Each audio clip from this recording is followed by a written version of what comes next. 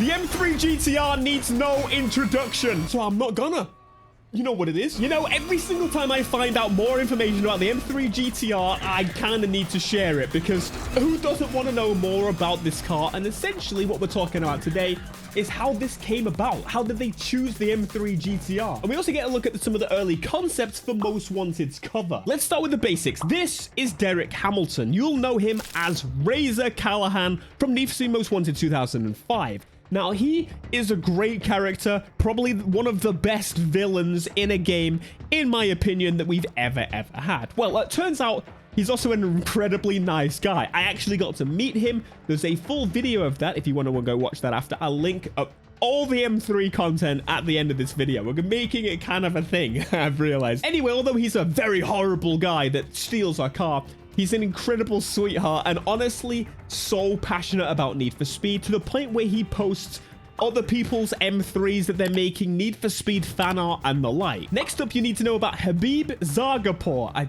really hope I said your name right. This man is one of the geniuses behind Most Wanted and its theme, its VFX, the cutscenes that we see throughout the game, in where the green screen is kind of placed, and then they're placed within the game world where the cutscenes are real people. But this was something that wasn't really done at that time. You don't think this is Need for Speed Most Wanted 2005. We're talking 2004, 2000. What an earlier production, and this production pipeline was nowhere to be seen before this. This is something that this guy and a bunch of others worked on, and it was incredibly cool to see. Slight tangent I want to do here, but Need for Speed has always, throughout its years, even in 2015, do you remember they placed real people again in the game world? They kind of blended that together. This is something that they always pioneered, and I absolutely love this. Need for Speed Heat. They figured a way that they could keep the car rendered, because in case you didn't know, despawning and respawning cars constantly is kind of heavy. So if you have it in the menu when you leave the garage, that it, as you see, the car stays on screen and you have that cool void, and then you come back. This is something that they pioneered to basically cut loading times, and before we decided to move on from mechanical hard drives. And of course, Most Wanted 2005, when it comes to the green screen, putting real people with green screen cars.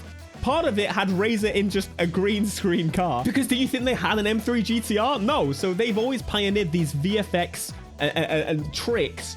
And this is why we need it back, okay? Anyway, all this setup is to say that Razor and Habib met up and they were answering some community questions. And the main question was, how did you come up with the idea for the M3 GTR? And this is kind of wild, because we'll get into it. I have used some enhancement here for the audio, just so we know, but here's the clip.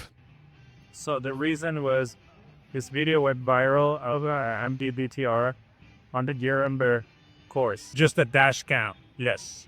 And I gotta find that video. As I pretty still around, but it was insane to watch it. It's far, you're cheering, you know, the edges revving, and all the, it's just passing all the that art. This was just, I know what you're talking about.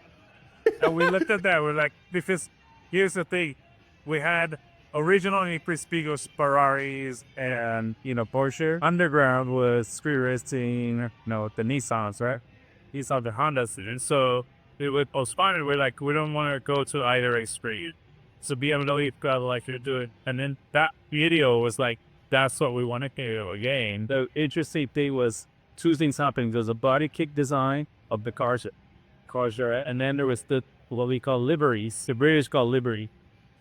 Yes, we call vinyl. Yes, we do. Yeah, you know, the paint job, and total disconnect between what BMW thought the paint job would look like and then we thought it should look like. They thought it would look like you could look like Louis Vuitton and patterned it all over the whole car. Yeah, like it's like wallpaper, or some really fine pattern, you know, piece of fine art. You know, they doesn't quite have on the same way Electrical used to be with those kinds of graphics, you know. Andrew Bramso did design. He designed stuff for F1 race car. No. Okay, let's break that down real quick, because this is a video that you've most likely seen before. It is very likely between two videos, and listen, you've absolutely seen this before. It is where you hear the M3 GTR absolutely blitzing it around the track. This is an incredibly iconic clip. The fact that we've all probably seen the exact same clip is awesome. I found this before. This is probably the best example of the M3 GTR sound that we can find. Allow it to, yeah. Sounds like the M3 GTR we all know and love. I've seen plenty of people pull this up, but we never knew that this was the original clip that they saw and thought, that's the car we need in the game. Which is so awesome. Now, there is actually 2 of these clips. I just inject it. There's also this one right here, which is basically the same thing, but it's kind of got a bit of a voiceover and he's telling us what's happening. Basically doing a bit of a breakdown of what he's up to. This is awesome. I love finding out stuff about the M3, I really do.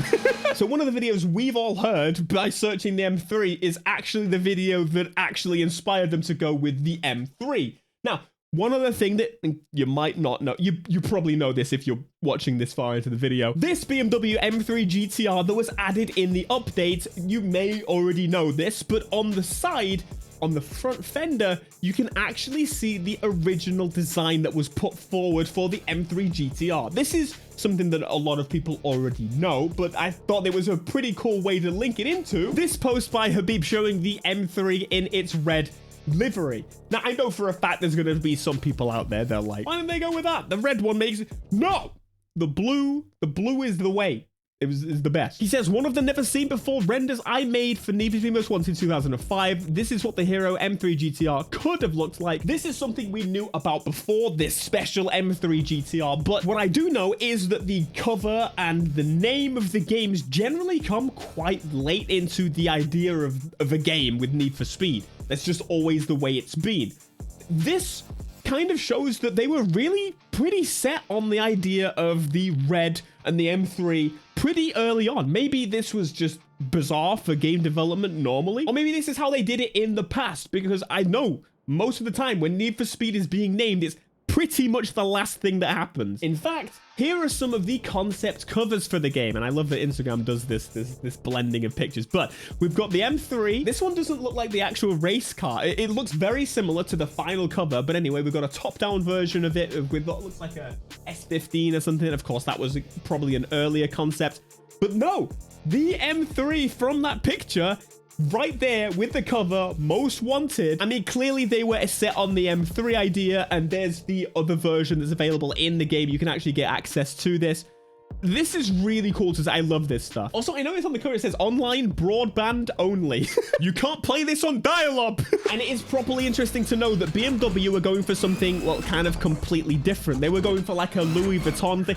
But again, remember, this was probably, well, it was definitely back in like 2004. So I imagine the idea of a Louis Vuitton design was... Have they changed at all? I think it would have been the same.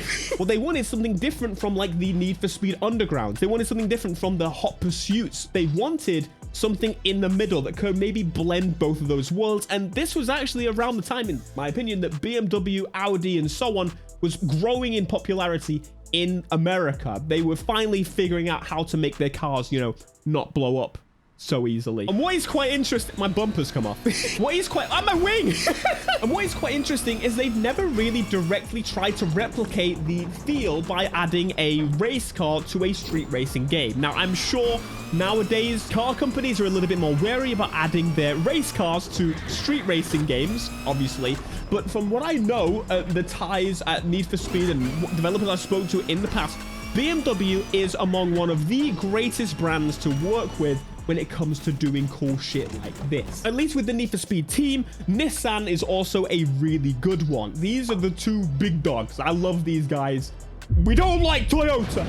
No. We've also got this video here from Hugo's desk, in where they talk more about specifically the VFX, and that's what he does. And this is actually quite interesting. And I also maybe haven't seen much of the video behind them that's playing. So this video in the background is showing what they used, the green screen and so on. Like, this is so freaking sick. They even had a full green screen car on set. Well, not actually a car, but we did have the game engine on location, and I had an ultimate green screen comping, so I could fly to that location in the game. The actors would be on green screen with the green car, and we could see if the composition would work. How sick is that? Again, this is 2004, 2005 that this was happening. Flying around in the map, see what the composition is going to look like so we can actually picture and see what's on set, which is just... We tried to track cameras using motion capture. Okay. But it actually wasn't working 20 years because of ago. the heat from the lamps. Even by masking off all the lamps for the cameras, we were getting erroneous stuff. So that It's technology so has come a cool to long way. see. We know there's many ways to track cameras now, including on your phone. But back then, you know, it just wasn't enough. I really wanted to have a simulcam basically back then. This is 2005. But we settled for basically roughly matching it with a controller just to see where it's gonna work for the location. You know, the director could see at least before they start shooting. Then we ended up rendering the backgrounds for real in engine. From Need for Speed Most Wanted. Those are 8K renders or 4K renders that came out of the engine and were comped. 4K renders back then is absolutely wild to consider.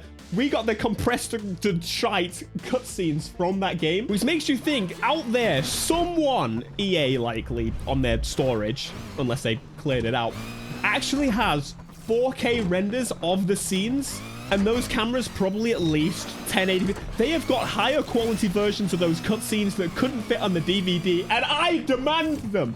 We'll make our own damn remaster. Anyway, I love learning about the M3 GTR. Now, that video, highly recommend you go and check this out. They've even got a section here on Need for Speed Underground and Skate. And I don't want to reveal all of it because I don't want to just steal the whole content from that video. But some camera tech that was created for Need for Speed Underground powered something that was available in Skate. Something that they built on Underground was built in Skate, and in case you didn't know, Black Box made both of those games. They don't make the new Skate, by the way, which I'm looking forward to trying it, but of course, you know, it's not the same. So this all comes down to Need for Speed was used to push the bar of like VFX and just kind of games in general, and that is really freaking cool. I would love to see a return to form with this, with every Need for Speed creating an invention that could be used in multiple games. Maybe ray tracing. They removed it from Battlefield for some reason, so I don't think that's going to be it. But game development is so messy, and there's so many things that other developers make that you could make use of, especially when it's all in-house. Think about this.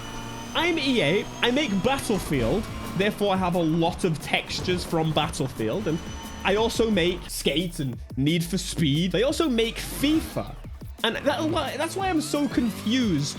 Like, it took them how long to use the FIFA character creator models in Need for Speed? That was in Need for Speed Heat. Think about the trees and things that you could take from one game to another. The structurability of those trees from one game to another. Think about the physics engine from one game to a... You get the idea.